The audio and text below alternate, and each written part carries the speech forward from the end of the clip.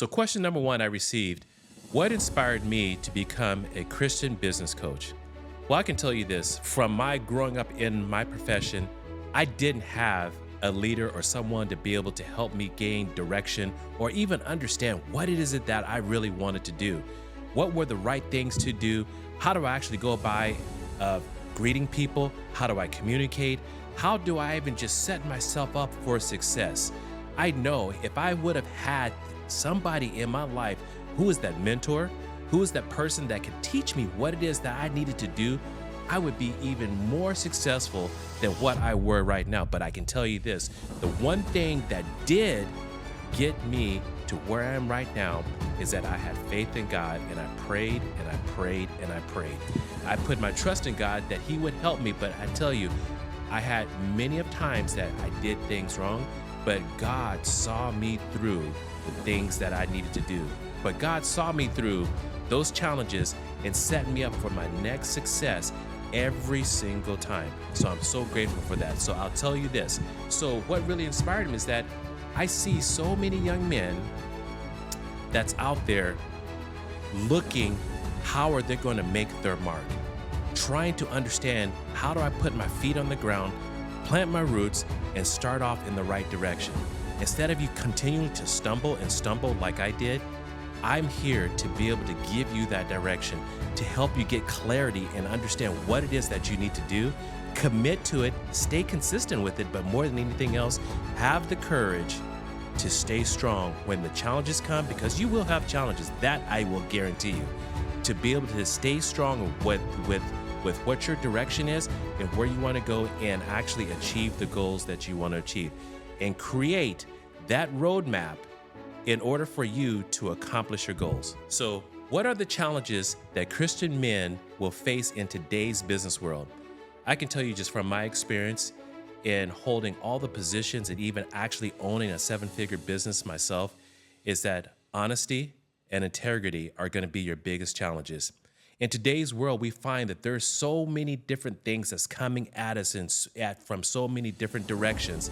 Is that, are you able to stand on what the truth is? Or do you go to the other side just so that you can fit in to get to that next level, but does it really get you to that next level? That's the question. So with you having complete honesty and high integrity, that's going to be your biggest challenges, and whether or not you can stand on that through whatever comes your way. Question number 2, what are the biggest challenges that Christian businessmen face today? From experience, I can tell you this. One of the main ones is time management. Are you giving proper time to your wife, to your kids, and to your family? Are you staying at work way too long? That's taken away from that family time. So when you do get home, you know, your family only gets a piece of you, where you've already given 8 to 12 hours a day to your job. Is that fair to them? Are you properly time managing as well too, so that you can give your wife her special time? You can give the kids their special time as well too. But as well, be able to find time for yourself so that you can release, so that you can regain your energy and be good for you as well too. Are you able to give the time that you should to the Lord as well? Because for what He has blessed you with, do you give back like you properly should? Another thing that you will actually come across as well is that, what's your integrity? Are you there? Are you being honest? Are you living by the code of truth? Do you fall into those traps to where, if I only cut a corner here and don't give all the truth to the client and win that bid, are you really being honest? Are you actually doing the right thing? You know, I look at it like this as well too. The seeds that you plant and the things that you do, they're going to come back and harvest. So are you harvesting the right crop and the right fruit that from the seeds that you're planting at this point? Because at the end of the day, it all comes back down to facts and truth. Are you living by the correct facts, and are you telling the complete 100 truth? Are you being honest about what it is that you're providing, the product, the service? Are you being 100 about it, or are you only being 70% of it? Because if you're only giving 70% of the truth, that's a lie. And you can't tell lies in business. Business is what it's all about. Yeah, it may seem good at the moment that, hey, I just won this $5 million contract. But I can tell you this, did you win it the right way? Because if you did not win it the right way, it's gonna come back and bite you later on in the end. It may look good right now, but it's not gonna be good at the end. How do I know that? I've been there, I've done that throughout my career. And then here's another thing too. When you're faced with temptations of the worldly things that's there, do you hold to your values? Do you be honest? Do you stay committed to your marriage? Or do you step outside? There will be the temptations there. How do you stand strong? And what do you do during those times when you're faced with that? Having a strong faith and foundation in the Lord, when those times come, it'll just pass you by because you won't even recognize it. You'll be able to stand strong on what it is that you believe in. You'll be able to stand strong and do the right thing, live by the code of truth, do the thing that the Lord wants you to do. And when those chances come up to you, they won't even faze you. You'll be able to push right through them. So question number 3, what are 2 biblical principles that every Christian entrepreneur should abide by? And I go to Proverbs 16:3, and it reads, commit thy works unto the Lord, and thy thoughts shall be established. When you commit your works to the Lord and putting him first in everything that you do, you will reap good benefits from that. Keeping him first in it, because here's the thing, what we do as businessmen, we always say, I gotta do this, I gotta do this, I gotta do this, I gotta do all these multiple things. As soon as we start putting I into it, that's when we start fail as well too. As soon as you stop and say, God, let your will be done instead of mine, that's when we start benefiting and reaping the fruits of our labor and allow God's work and will to be done. Because the thing is, what we see, we don't see the same things as what God sees for us. And there's an old adage that, I shouldn't say an old saying that my grandfather used to always say when we used to play a game called dominoes. In dominoes, you have to, get increments of five points as you score. And the key of the game is try to take control of the board. Even though you may have an opportunity to get 5 or 10 or 15 points, my grandfather used to always say, not all money is good money. Just because I can get 10 points, but what I want to do is get control of the board and be able to, at the end, reap more and let my seeds germinate so I can have a bigger harvest at the end. Another verse that comes to me is also Hebrews 11:1, which is really huge that we all really need to work on it all the times, which says, now faith is the substance of things hoped for and the evidence of things not seen. How many times have you just been uncertain and don't know, or you're feeling scared or just overwhelmed and can't see what is my next step? When you have your trust in the Lord, you will take that action and take that step of faith that he's going to be there for you. If you keep that in the forefront of your mind, that is the principle definitely that you need to stand on going forward as a Christian business entrepreneur. Question number 4, how can a Christian entrepreneur overcome fear and self-doubt? I think about this all the time. I look back on my career as to how many times it was just so fearful for the things that I couldn't see in front of me. I didn't have that evidence that was there, or I was just so overwhelmed because things just seemed so big, but I didn't have an answer. I was scared of that when clients asked me questions that I wouldn't have the answer, or I couldn't find the answer, or I wasn't good enough, or maybe, I was doing the imposter syndrome, many of things like that. And to overcome those things, I knew that I had the education, I knew that I had the experience, but I just did not have that confidence in myself. I go to Joshua 1:9 and looking at this, it says, and the Bible says, have I not commanded thee? Be strong and of good courage. Be not afraid, neither be thou dismayed, for thy Lord thy God is with thee whithersoever thou goest. Just hearing that gave me so much comfort and assurance to know, believe in my preparation, believe in myself. But more than anything else, it gave me the confidence to be able to tell the client or whoever's working this, I don't know. However, I will find an answer for you. Just being able to show your true authenticity, just to be able to show that, hey, I don't know everything, but I will guarantee you this, I will go find you an answer and then follow through on it. That is the key of coming back from that and be able to say, I don't know, but you follow up and give them the answer and be able to move on. You will gain more respect from your client just by doing that. Question number 5. What is one of the biggest mistakes that Christian men make in business? I would say it's this, is that you do not charge for what you are worth. You do not believe your worth. You do not understand your worth.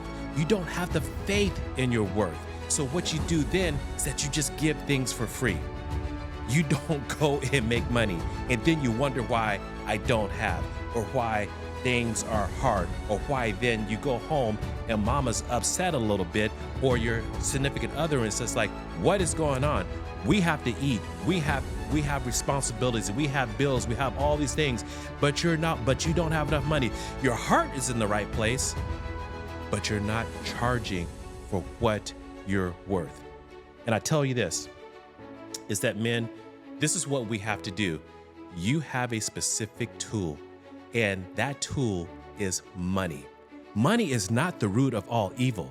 But however, if it is your main focus, yes, money is the root of that. But you can use the money to help yourself, but as well help others, help your ministry, reach out and be able to touch many more people. So go and get the money, charge for what you are worth, charge for your expertise, your knowledge, charge for what you do, and charge a reasonable price. Now, don't go and over gouge people. No, you don't want to do wrong, but be fair and charge people for your time and your experience and your knowledge, for your service, and charge them a reasonable price and move on from there. You don't need to be greedy and get a lot. Just charge for what you're worth. Know your worth and understand your worth, but more than anything else, believe in yourself and believe in your worth. Question number 6. What are the top habits of successful Christian businessmen? Number 1 is having an incredible, strong prayer life and Bible study on a consistent basis.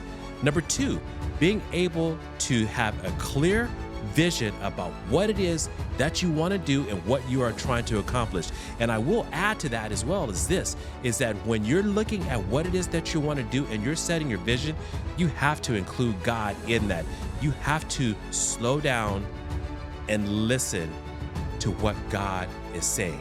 You have to let Him speak with you and meditate on it. And there will be times, I'll tell you this, is that God won't speak to you at that time. You know, you're not going to be able to see that clear vision as to what it is that you're needing to do or what He's wanting you to do. And that's a sign for you is peace, be still, and just relax. It's going to come to you, and it's going to come to you in a way that you would never even expect it. Next value is this, is that be committed. Be all the way in. Be 100% committed to what it is that you're doing. You can't be 3/4 or 7/8 or whatever it is. You got to be 100% into it and actually go and do and take action as to what you need to do. Next value is this, is that you have to be consistent. Be constantly consistent on a daily basis, taking actions or whatever it is that's going to move the needle to the next level for you to get to the point where you want to go. Something on a daily basis that's helping you getting closer and closer to your goal. Be able to set those milestones and keep track of it to see whether or not you are making progress. And when you're not making progress, you'll be able to take the proper actions to make the change in your life in order to continue on to move forward. But when you find yourself at that point that you're stuck, that's an indicator for you to understand, I got to make a change. And you take action and actually make that change instead of procrastinating or not making any movement at all.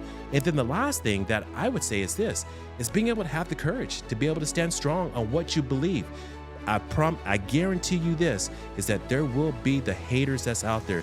There will be the naysayers as well too, that's going to tell you, oh, you're not good enough. Oh, why should you be doing that? Oh, who are you that think that you can do that? Or even better yet, who do you think that you are to be able to go do something like that or so? And this is going to come from some of your closest and dearest people that's closest to your heart.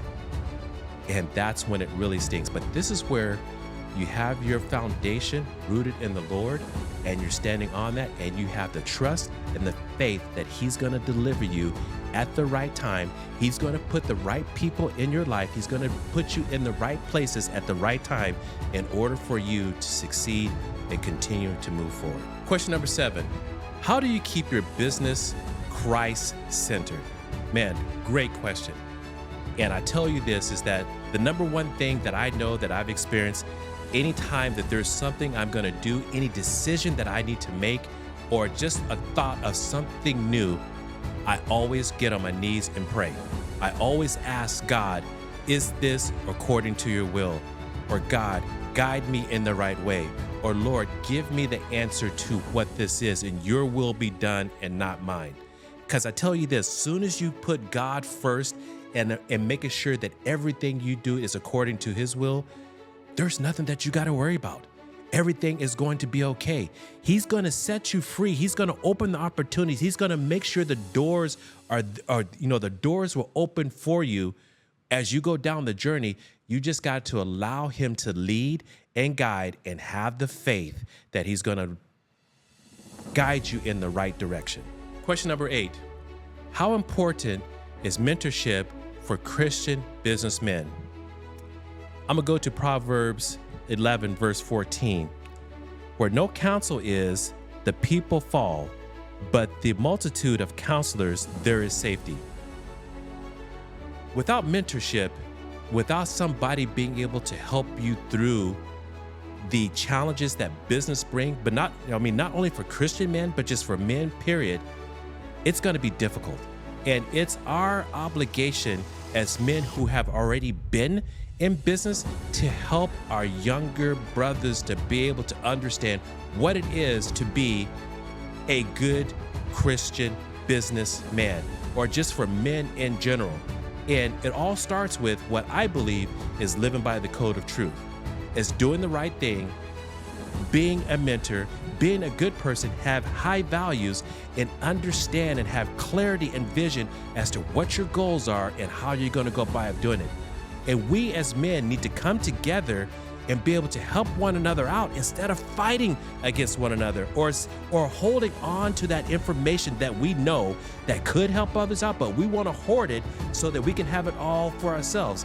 God didn't bless us with the information or the goods to hoard. He blessed us to go and teach and help others out. Love your brother as well too. Help your brother to gain, because the more that we can give, the more that we can receive as well too. And this is why I created a Freedom to Reign and my Bible study, so that we can have a place for men to come and feel okay, and feel okay to talk and share their true, authentic, raw feelings with one another, and be able to know, if I ask for help, I'm going to get help. I'm going to get truthful and honest and authentic help from brothers who care about me, brothers who want to help me as well too. So mentorship is something that is very, it's essential that men must have in their life. And we as men need to start stepping up and not be selfish and help one another out. Here's my final thought. God created you for more than just survival. You were made to make an impact on people's lives. Your business is not just for making money. It's about your calling and serving others. Stop waiting. Stop doubting. Start building a business God has placed in your heart. If you're ready to take the next step, let's connect at freedomtoreign.com. It's time to step into your God-given authority in creating something extraordinary. See you on the other side.